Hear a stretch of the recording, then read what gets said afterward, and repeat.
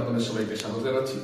প্রথম অনুরোধ করছি, আপনারা যারা ভিডিওটি দেখছেন, যারা ফেসবুকে দেখছেন তারা বেশি বেশি করে শেয়ার করবেন, যারা ইউটিউবে দেখছেন তারা বেশি বেশি করে সাবস্ক্রাইব করবেন।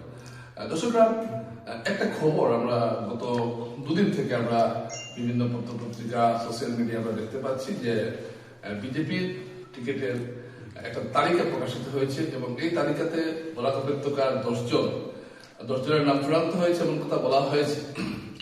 এবং আমরা একটু এই বিষয়টাকে একটু খতিয়ে দেখতে চাইছি যে এই নির্বাচনের আগে, ভোটের আগে অনেক ধরনের খবরাখবর বের হয়, অনেক ধরনের খবর আমরা প্রত্যক্ষ করি এবং আমি একটু এই বিষয়টাকে একটু বিশেষভাবে আলোকপাত এই জন্য করতে চাইছি যে বিজেপির টিকিট বাছাইয়ের যে একটা প্রক্রিয়া আছে, সেই প্রক্রিয়াটা আমি আপনাদের সামনে একটু বুঝিয়ে বলতে চাইছি। এবং সেই প্রক্রিয়ার মধ্যে এখন পর্যন্ত কোনো আসনে প্রার্থী ঠিক হয়নি, এটা নিশ্চিতভাবে বলে দেওয়া যায়। এবং আমি এক্ষেত্রে গত 3 দিন আগে প্রদেশ বিজেপি সভাপতি দিলীপ শইকিয়া যে কথাটা বলেছিলেন সেটা একটু আপনাদের সঙ্গে আমি আনছি। এই জন্যই আনছি, আপনারা বুঝতে পারবেন আসল ব্যাপারটা। দিলীপ শইকিয়া কি বলেছেন? দিলীপ শইকিয়া বলেছেন যে একমাত্র মুখ্যমন্ত্রী হিমন্ত বিশ্ব শর্মা ছাড়া আর কারো টিকিট কনফার্ম নয়, অর্থাৎ কারো টিকিট এখনো নিশ্চিত নয় মুখ্যমন্ত্রী ছাড়া। এবং আপনারা জানেন যে এই ভোটের আগে সোশ্যাল মিডিয়ায় বিভিন্ন সংবাদ মাধ্যমে কারা কারা টিকিট পাচ্ছেন এ নিয়ে একটা আলোচনা চলতেই থাকবে। তাই আমি এখানে এই বিষয়টা আনছি এই জন্য এখন পর্যন্ত বিজেপির কিন্তু কোনো তালিকা ঠিকঠাক হয়নি।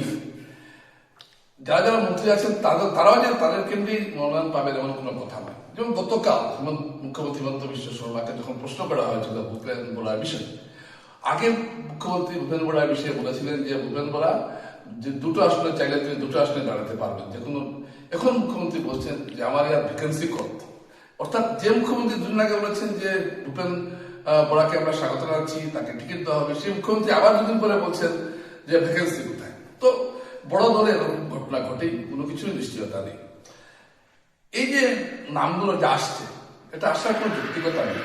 যৌক্তিকতা এই জন্য নেই যে বিজেপি দল থেকে প্রথমে সার্ভে টিম, বেসরকারি সার্ভে সংস্থা 2টো সার্ভে কাজ করেছে, বিজেপির নিজস্ব সার্ভে টিম আছে সেটা কাজ করেছে, প্রদেশ বিজেপির দফতর থেকে টেলিফোনে বিভিন্ন রাজ্যের বিভিন্ন জায়গায় মানুষের মতামত নেওয়া হচ্ছে, কোন ভোট কেন্দ্রে তারা ভোট দিচ্ছেন সেই সব বিষয়ে জেনে নেওয়া হচ্ছে।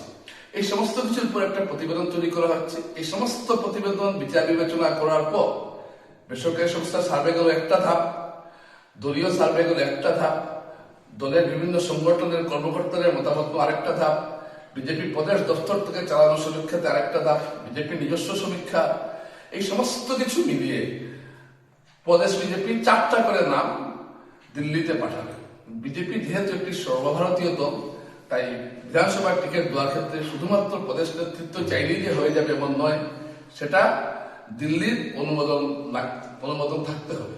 এবং সেই হিসাবে এখান থেকে 4টি নাম পাঠানো হবে দিল্লিতে। সেই 4টি নামের মধ্যে সংসদীয় কমিটি এখানে বসবে, তারপর নির্বাচনী কমিটি বসবে, বসার পর সেখানে স্থির হবে কাকে মনোনয়ন দেওয়া হবে।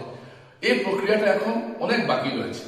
আমি এই বিষয়ে একটু কথা বলেছিলাম পরিবেশ শুক্লবৈদ্যের সঙ্গে, আমি কথা বলেছিলাম সাংসদ কৃপানাথ পালার সঙ্গে। তারা বলেছেন এ ধরনের কোনো সভা এখন পর্যন্ত প্রদেশ বিজেপিতে হয়নি, কেন্দ্রীয় বিজেপিতে তো নয়। এখন বিজেপিতে যে চর্চা চলছে সেটা হলো রাজ্যসভা নির্বাচন নিয়ে। আগামী 15 মার্চ রাজ্যসভা নির্বাচন, 3টি আসনে রাজ্যসভা নির্বাচন হচ্ছে আসামে, এবং সেই 3টি আসনে রাজ্যসভা নির্বাচনে কাকে প্রার্থী করা হবে এ নিয়ে বিশ্লেষণের জন্য বা এ নিয়ে সিদ্ধান্ত নেওয়ার জন্য আগামী 4 মার্চ দিসপুরে একটা সভা হচ্ছে। এবং সেই সভায়ও বিধানসভা নির্বাচনের টিকিট নিয়ে কোনো আলোচনা হবে না। যা আলোচনা হবে সেটা শুধুমাত্র হবে রাজ্যসভা নির্বাচনকে কেন্দ্র করে। তাই এই যে তালিকাগুলো যে বিভিন্ন জায়গা থেকে প্রকাশিত হচ্ছে, বিভিন্ন সংবাদ মাধ্যমে আমরা দেখতে পাচ্ছি, এটা আসলে কোনো সারবত্তা নেই। এখন আমরা যারা সাংবাদিকতা করি, আমরা অনেক সময় কাউকে আমরা এগিয়ে রাখি, কাউকে পিছিয়ে রাখি। এটা আমরা যখন যেরকম, যে সাংবাদিক যে সূত্রে যেরকম খবর পান, তিনি সেই সূত্র মতো কাউকে এগিয়ে রাখেন, কাউকে পিছিয়ে রাখেন। তিনি যা বলছেন সেটা যে সুপ্রিম কোর্টের রায় এমন তো নয়। তাই আমরা যেটা বলি, আমি আপনাদেরকে অনেক সময় বলি যে অমুক এগিয়ে আছে, অমুক পিছিয়ে আছে, এটা কিসের উপরে ভিত্তি করে বলি? আমার নিজস্ব সোর্সের উপরে ভিত্তি করে বলি। তো অনেক ক্ষেত্রে দেখা যায় 90% ক্ষেত্রে সেটা মিলে যায়, 10% ক্ষেত্রে নাও মিলতে পারে। কিন্তু আমরা যখন একটা বিশেষণ করি, রাজনৈতিক বিশেষণ, তখন আমরা এই সব কথাগুলো মাথায় রাখি। তাই এই যে তালিকাগুলো প্রকাশিত হচ্ছে, যেগুলো আপনারা দেখছেন এবং সোশ্যাল মিডিয়াতে ঘুরছে, এসব কিছুর মধ্যে আসলে সত্যতা বলে কিছু নেই। এখন পর্যন্ত বিজেপির টিকিটে কোনো ধরনের সিদ্ধান্ত নেওয়া হয়নি। সিদ্ধান্ত আগামী 15 দিনের মধ্যেও নেওয়া হবে না, মার্চের প্রথম সপ্তাহেও নয়, আরো এই আগামী মার্চের মাঝামাঝি বা মার্চের শেষ সপ্তাহে হয়তো আপনারা দেখবেন যে বিজেপির প্রার্থী তালিকা প্রকাশিত হয়েছে। তাও প্রথম পর্যায়ে, দ্বিতীয় পর্যায়ে, তৃতীয় পর্যায়ে। বরাকের সবগুলো আসন কোন পর্যায়ে থাকবে সেটা এখনই বলা সম্ভব নয়। কিন্তু আমি আজকে বরাকে কে কে এগিয়ে আছে সেই সম্পর্কে আমি কোনো আলোকপাত করতে চাইছি না, আমি আগামীতে অবশ্যই করবো। কিন্তু এখন যে বিষয়টি আমি আপনাদের সামনে আনছি সেটা হলো যে বিজেপির কোনো তালিকা, বরাক উপত্যকায় শুধু নয়, সারা আসামে কোনো তালিকা এখনো ঠিক হয়নি। এবং এই বিষয়টা প্রদেশ বিজেপি সভাপতি দিলীপ শইকিয়া স্পষ্ট করে দিয়েছেন।